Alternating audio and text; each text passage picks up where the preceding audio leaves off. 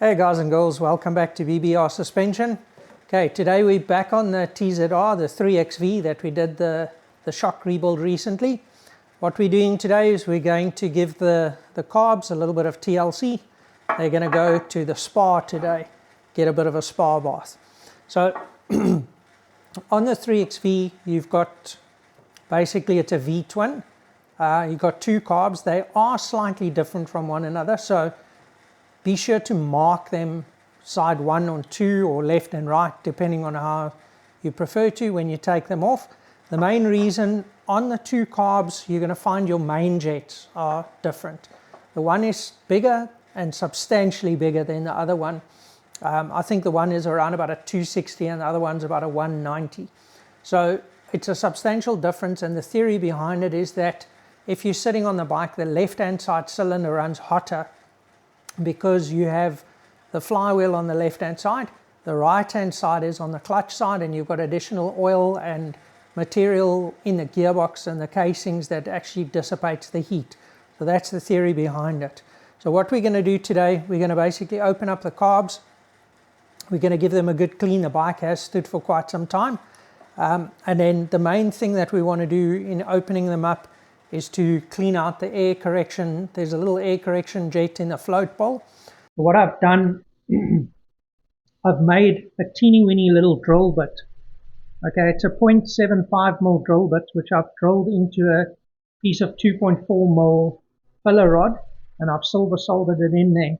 So that I use to clean out the little air correction jet, and it's quite important to do that because it's all linked to the actual power jet and the air correction circuits on these bikes. So you need to make sure if that little jet is blocked, you're going to find it's very difficult to get the carb set up on this bike, or the 3XVs, not this specific bike, but any 3XV for that matter.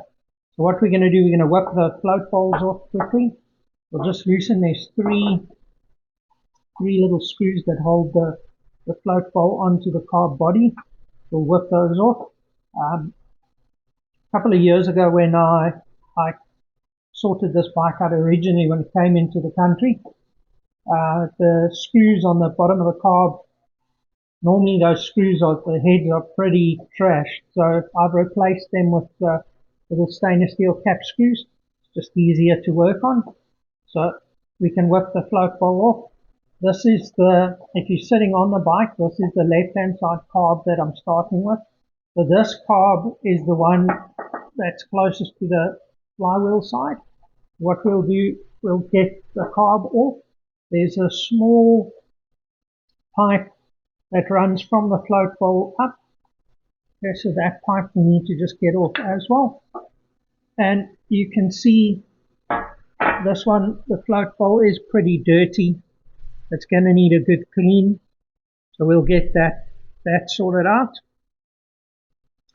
Then what we'll do, I know that the float heights are correct on these carbs because they were set up originally, and that wasn't that long ago. In terms of mileage, it's probably, I don't even think this bike's done 600 kilometers since we sorted it out, but you can see the old fuel pretty much makes nice dirty marks.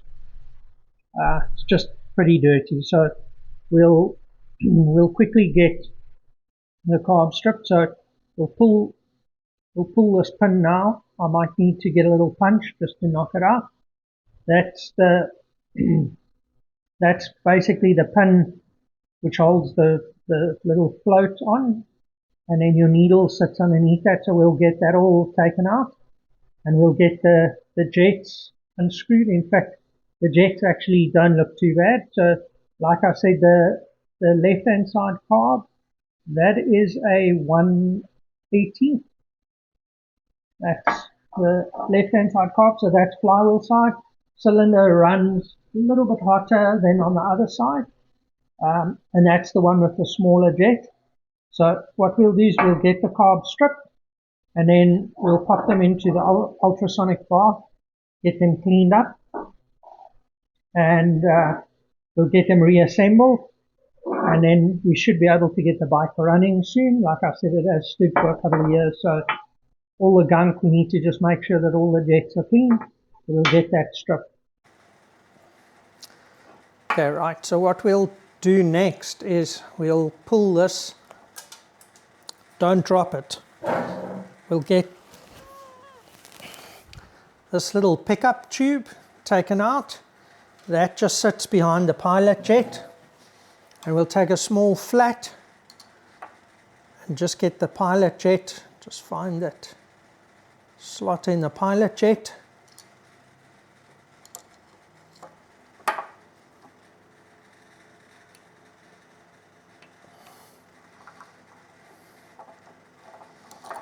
Loosen the pilot jet, can flip it over. That is the pilot jet. You can see the jet itself is still pretty clean. These jets, like I said, I replaced a couple of years ago. We'll then whip out the main jet. You need a 6mm wrench spanner. Get the main jet out. And there's a small washer that sits between the main jet and the emulsion tube. So sometimes these washers sit quite tight. You want to get that washer out. You don't want to lose that. And then what we'll do is we'll use a pin punch and we'll drive the pin that holds the floats. We'll just knock that loose.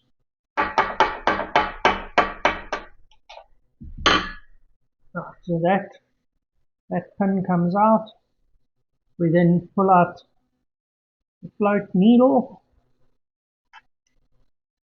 and that's the carb stripped basically sufficiently for ultrasonic cleaning. So what we'll do is we'll take the carb and all the parts and we'll treat them to a day at the spa. Right guys, we've got the left hand side carb in the ultrasonic cleaner.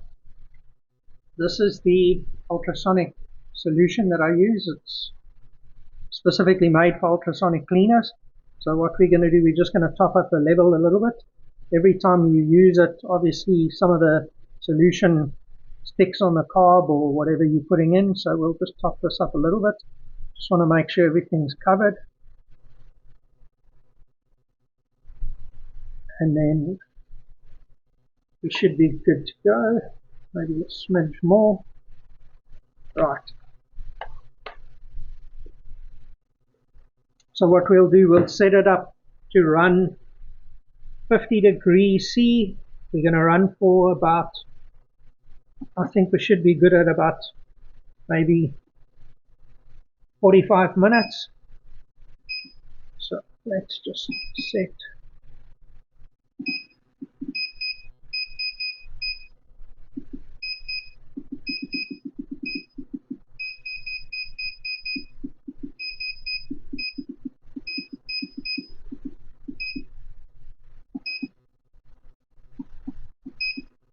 We're running 40 kilohertz, 50 degrees C. So what we'll do, we'll start the heating and we'll start the ultrasonic.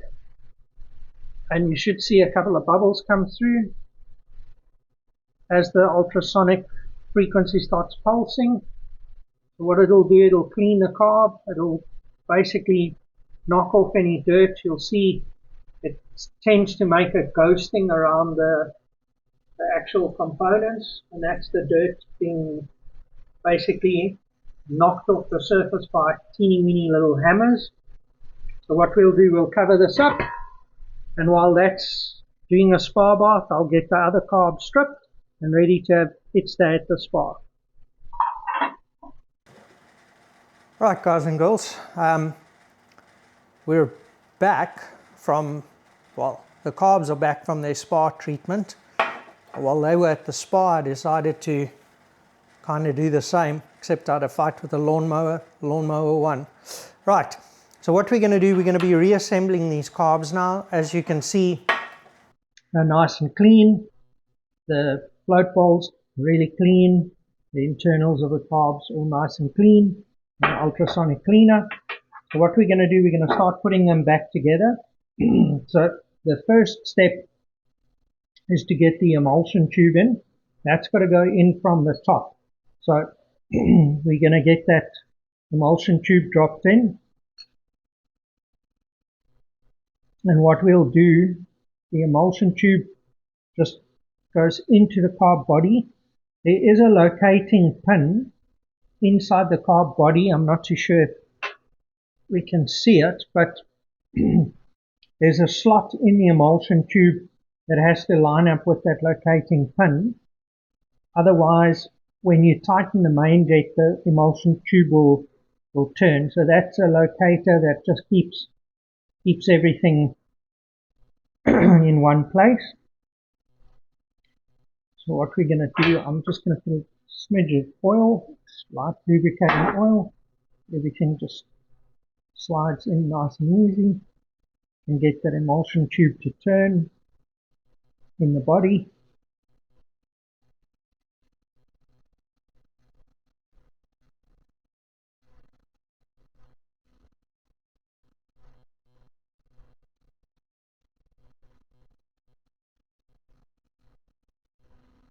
So sometimes you've just got to hook it out and play around a little bit to get it to line up.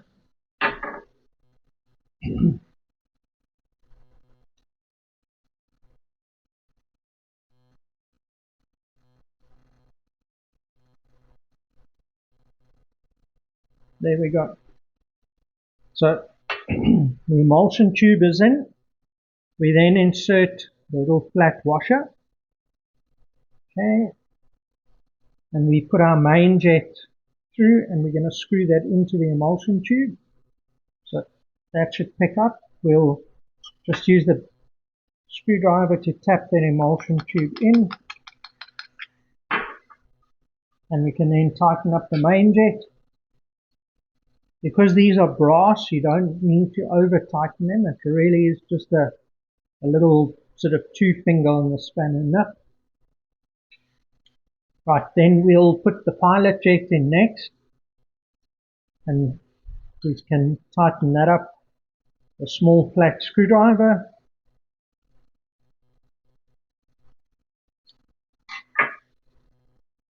Then the pilot jet pickup tube, okay, just presses in on top of the pilot jet like that.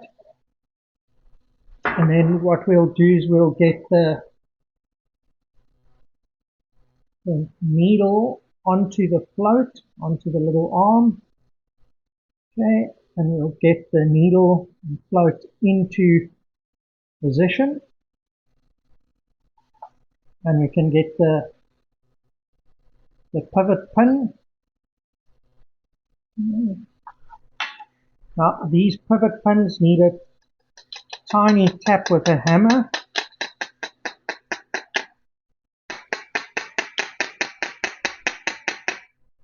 There we go. What I like to do is just put a teeny weeny little bit of oil on all the moving parts. We can just put a little bit onto that needle as well. So everything moves freely. There we go. Right. Then, as I mentioned earlier on the float bowl, there's a tiny little jet in that passageway, and that's where I use the teeny weeny little drill bit, the 0.75mm drill bit. So you can feel it into that jet and just run it in from both angles just to make sure that the passageway is clear. Obviously these carbs I did a couple of years ago, and with being in an ultrasonic cleaner, that passageway is clean. I've blown it all out with compressed air as well, so I'm happy that that is clear. What we'll then do is we'll get the float bowl back on. Okay. And when you put the float bowl back on, you need to make sure that you refit that rubber hose. Once the float bowl is on, we can put the 3 cap screws back in, and we'll tighten those up.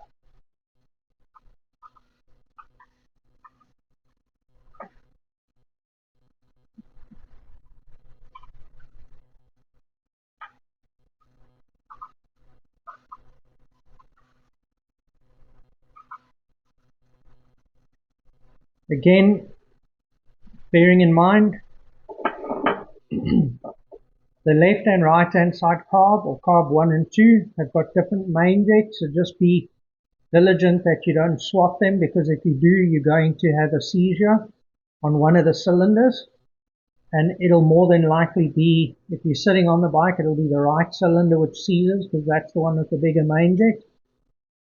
Like I said, the theory behind it is the one cylinder runs hotter than the other. Right, so that is the first carb, or the left hand side carb, that is done.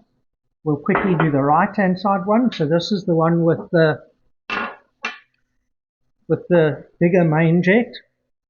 So we'll just get a little bit of light oil onto this emulsion tube, get that into the carb body. So we'll drop it in from the top and just feel it into the actual carb body.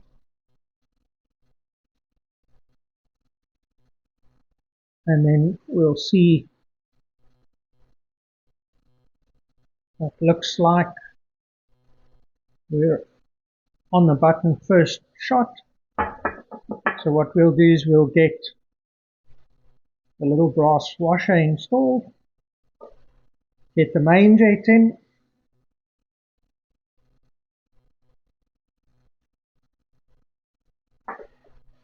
and we can nip up that main jet.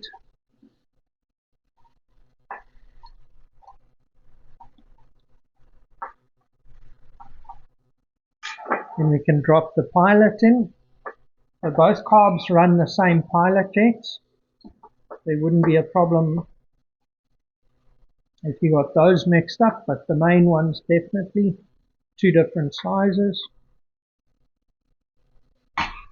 Then the pickup tube presses in.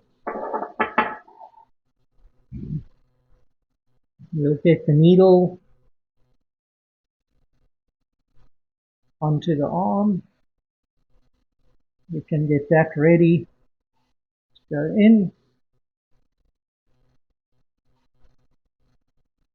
and get the pivot pin.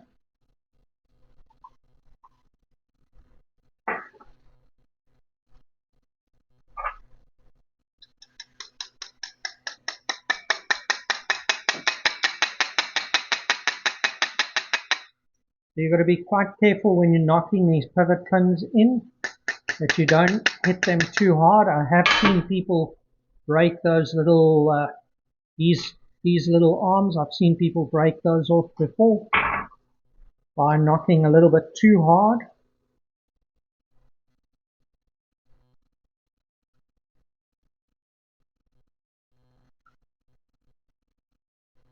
So everything moves nice and freely there.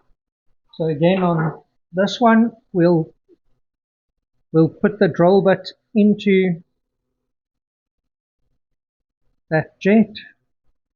You can feel it out in the bottom. I have blown them out with compressed air, like I said, but we'll just make sure that it is clear.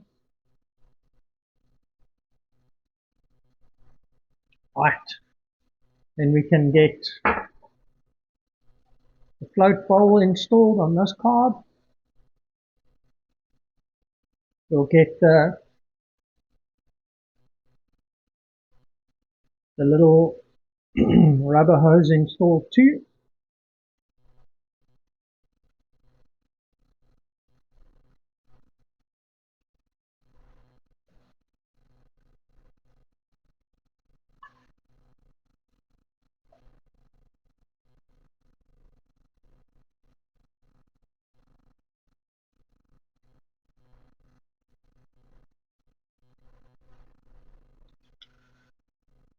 We can get the 3 cap screws back in.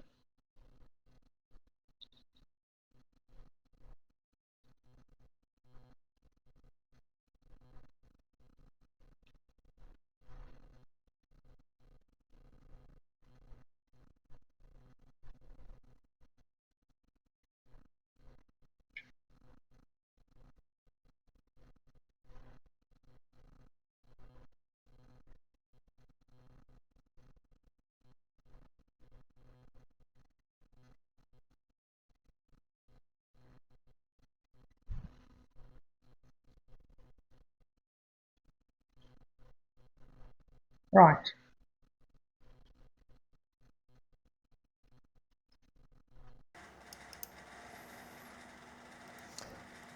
Right, so we've got the two carbs reinstalled. We'll keep them left-hand side, right-hand side.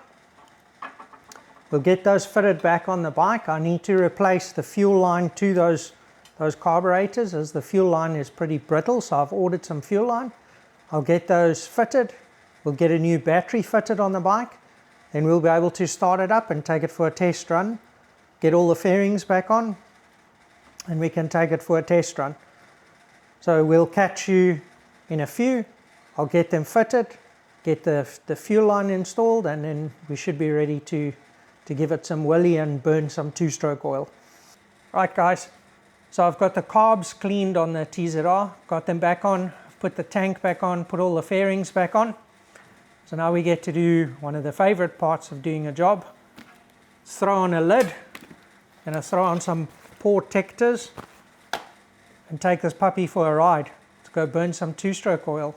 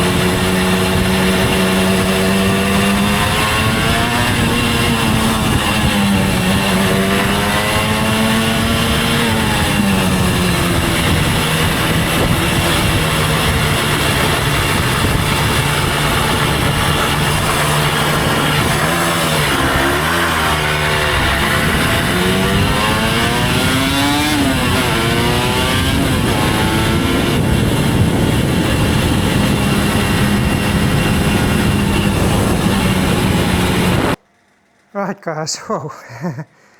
Still shaking a little bit. That was quite an intense ride. Fighter jet mode off. So, right. Bike pulls great. Handling is good. So I'd say that was a job well done. And seeing as it's Saturday afternoon, we're going to celebrate cracking a cold beer. So cheers. Thanks for watching and we'll see you in the next video. Take care for now. Cheers.